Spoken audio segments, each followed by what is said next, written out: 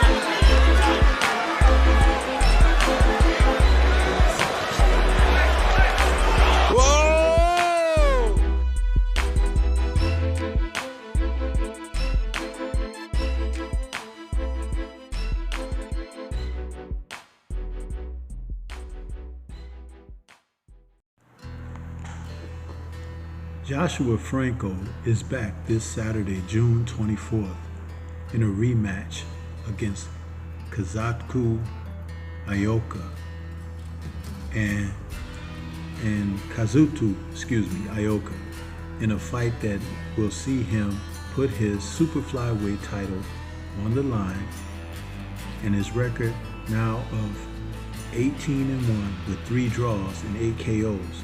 Franco is looking to put some distance between himself and Ioka because in their first fight back in December of 2022, it was scored a majority draw, and many had Franco winning the fight after being the busier fighter in the fight.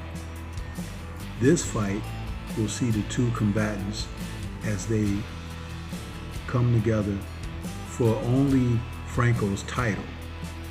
And the reason being is because Ioka is no longer going to be the WBO champion, as he is vacating his title to take this fight instead of fighting a mandatory match that the WBO has set up for him to face off against another fighter who may be on the radar for Franco in the future, Junto Nakatani. So, Ioka is 29-2 with 1 draw and 15 KOs.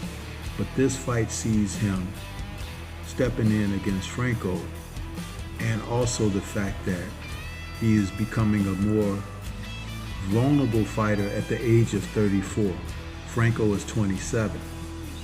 Both of the fighters are 5'4", and Franco has a 67-inch reach, where Ioka has a 64.5-inch reach. Now in the first fight, we saw a great deal output by Franco as he attacked and he was on the move.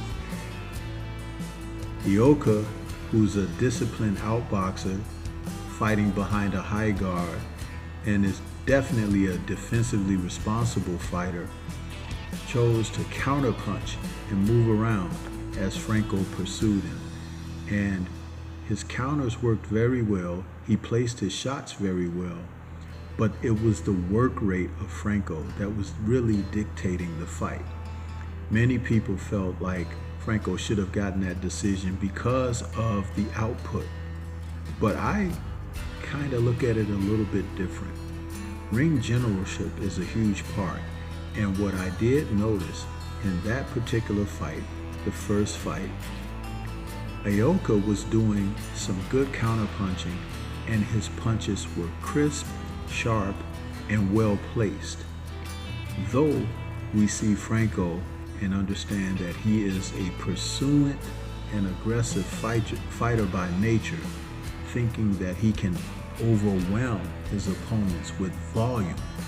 If you're not placing the shots properly, and they're going off of the arms and gloves, is basically ineffective. And that's kind of what was happening for the majority of the fight the first go around. His questionable punch placement has to improve in this second fight because Ioka can steal a decision this second time around, especially if Franco is just opting to be busy, but not to put the effective work in. Footwork is going to be a part of it as well, as he's going to have to cut the ring off on Ioka and make him fight more. That will be the strategy that will put him in great standing to be able to do that. But we don't know if he's up for it. Now, counterpunching is the rule of the day for these two men. I do believe that they have to counter one another. Whoever takes the lead, the person who goes second, has to be precise and effective as they're battling in the trenches. On the inside, I feel that Ioka has a strength advantage. His punches seem to be a bit stronger than Franco, who is just busier. The high work rate needs to be cut slightly in favor of going in there to land the clean and effective blows. If he can do that, he'll put himself in a better position this time around for victory. Now, when we talk about clean and effective punching, this means the shots that are placed down the middle to the chin, the shots to the stomach, the shots to the liver, the body punching overall. Franco is going to have to improve in this fight particularly, in order to get the victory. What I noticed in the first fight was Ioka was definitely placing his shots to the body well, and sometimes judges don't give credit for the body punching.